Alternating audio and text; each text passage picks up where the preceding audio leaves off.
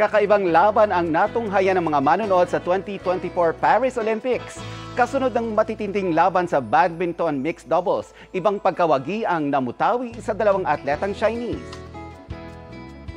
Matapos ang awarding para sa gold medalist sa mixed doubles, pinuntahan ng kanyang teammate na atleta at agad na nag-propose.